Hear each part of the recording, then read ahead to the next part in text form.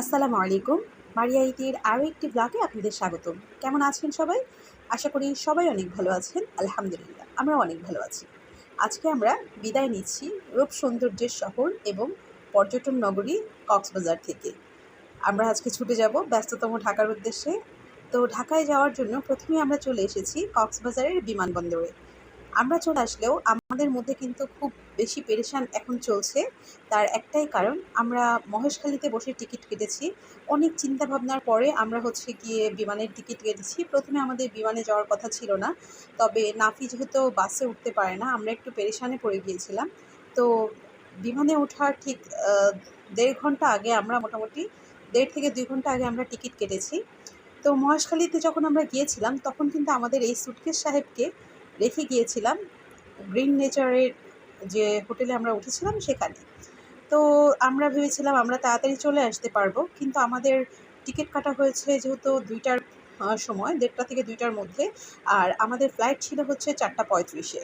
তো আমরা ওইখান থেকে ফেরার পথে ভুল করেছি, মহেশখালী থেকে ফেরার পথে আমরা প্রথম ভুল করেছি যে আমরা স্পিড বোটে না উঠে আমরা উঠে গিয়েছিলাম ট্রলারে। স্পিড বোট তখন ছিল না পাড়ে, তো সেই জন্য আমরা ট্রলারে উঠে গিয়েছিলাম। ট্রলারে ওঠার পর শুনলাম সেখান থেকে আমাদের ৪০ মিনিট সময় লাগবে মোটামুটি ঘাটে নামতে।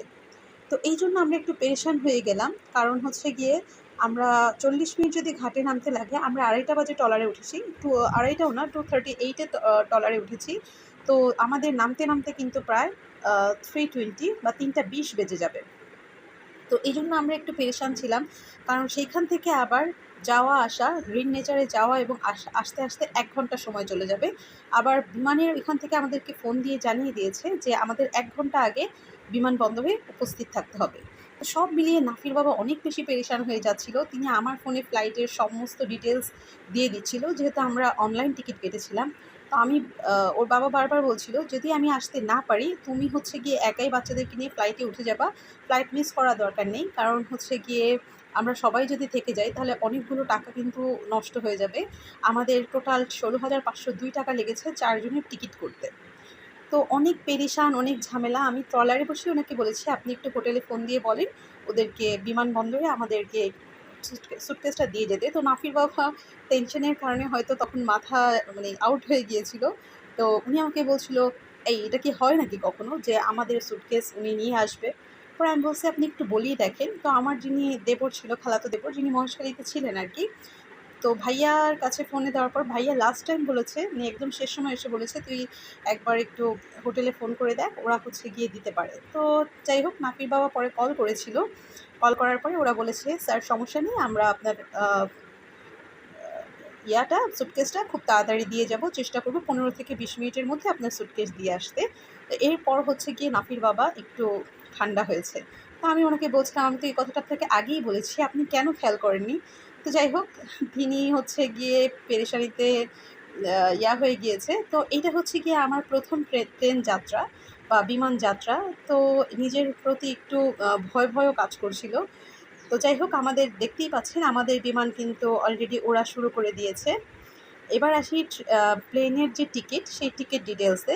আমাদের দুজনের আমার আর নাফির বাবার টিকিট ছিল প্লেনে ৬,০০০, ৬,০০০, ১২,০০০, আর নাফির টিকিট নিয়েছিল ৪,০০০। তো নাফিকেও সিট দিয়েছিল। তো এই তো গেল ১২ আর ৪ ১৬,০০০। আর ফারজানের টিকিট নিয়েছিল ৫০২ টাকা। ওর সিট ছিল না, তবে ওর নাফির বাবার পাশের সিটটা খালিই ছিল। ও মোটামুটি সিটে বসেই গিয়েছে, কিন্তু ওকে কোলে বেঁধে দেওয়ার জন্য একটা বেল্ট দেওয়া হয়েছিল এক্সট্রা করে। তো এই তো প্রথম প্লেন যাত্রা ছিল। ভয় যেমন লাগছিল, তার আরেকটা কারণ ছিল ভয় লাগার। সেটা হচ্ছে আজকের আবহাওয়াটা খুব একটা ভালো ছিল না, অনেকটা গ্লুমি আবহাওয়া ছিল। তো দেখতেই পাচ্ছেন, এই জন্য কিন্তু প্লেন ওড়ার পরে নিচের যে দৃশ্যটা খুব একটা ভালো করে দেখা যাচ্ছিল না। আর এটা কিন্তু শুধু আমার প্রথম প্লেন যাত্রা না, এটা আমার প্রথম প্লেন যাত্রা, আমার নাফিরও প্রথম প্লেন যাত্রা এবং আমার ফারজানেরও প্রথম প্লেন যাত্রা। তবে নাফির বাবা এর আগেও ৩ থেকে ৪ বার বা ৫ বারের মতো উনি প্লেন যাত্রা করেছে বা বিমান যাত্রা করেছে। তিনি হচ্ছে ডোমেস্টিক এয়ারলাইন্সেই করেছে, এখনও ইন্টারন্যাশনাল এয়ারলাইন্সে এখনও করেনি, এই আর কি। তো যাই হোক, আকাশে উড়ার পরে যখন ডিক্লেয়ার করছিল যে আমরা ১৬,০০০ ফুট উপরে উঠে গিয়েছি, তখন একটু ভয় লাগছিল।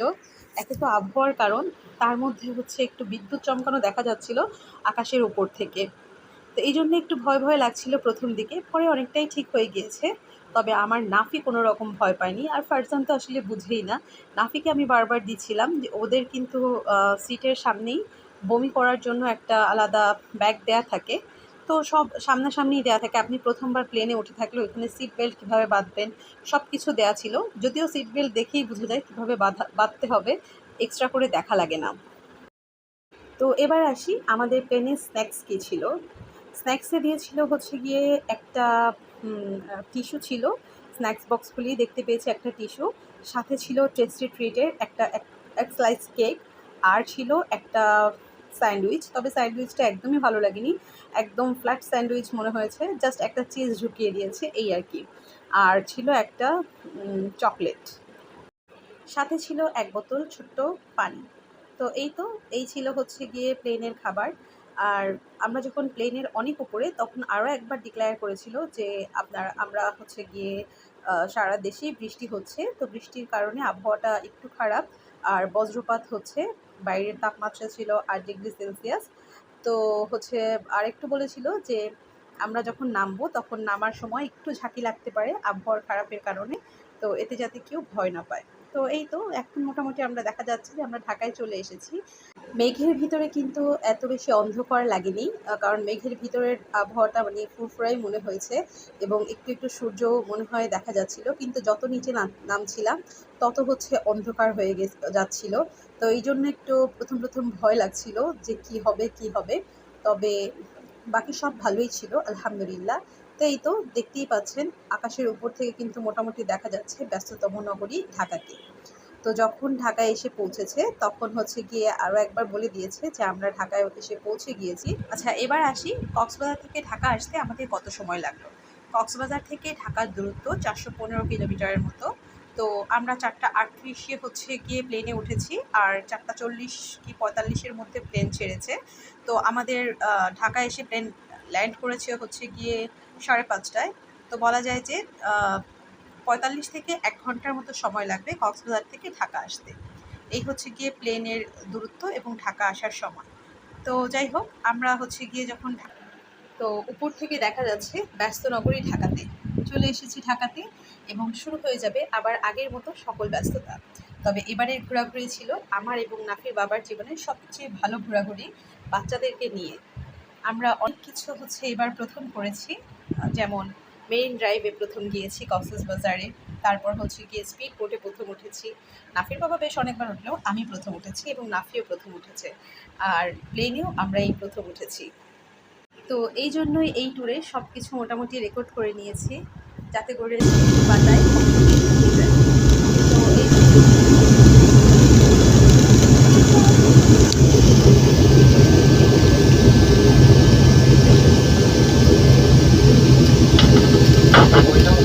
তো প্লেন ল্যান্ড করার পরে আমরা হচ্ছে সুটকেসের জন্য কিছুক্ষণ অপেক্ষা করেছি। সুটকেস পাওয়ার পরে আমরা একটা সিএনজি নিয়ে চলে এসেছি বাসার উদ্দেশ্যে। আর তখন বাইরে অনেক বৃষ্টিও হচ্ছিল। তো এই তো ছিল আজকের ছোট্টখাট্ট ব্লগ। আশা করি আপনাদের ভালো লেগেছে। যদি ভালো লেগে থাকে তবে একটা লাইক দিয়ে দেবেন। আর যদি আপনাদের কোনো কিছু জানার থাকে তবে চাইলে আমাকে কমেন্ট করে জানাতে পারেন। আমি চেষ্টা করব আপনাদের কমেন্টের উত্তর দেওয়ার। ধন্যবাদ এতক্ষণ আমার সাথে থাকার জন্য। আজ আর বাড়াচ্ছি না, দেখা হবে অন্য কোনো ব্লগে। ততদিন পর্যন্ত সবাই ভালো থাকুন, সুস্থ থাকুন, আর হ্যাঁ, আমাদের জন্য দোয়া করুন। আল্লাহ হাফিজ। আসসালামু আলাইকুম।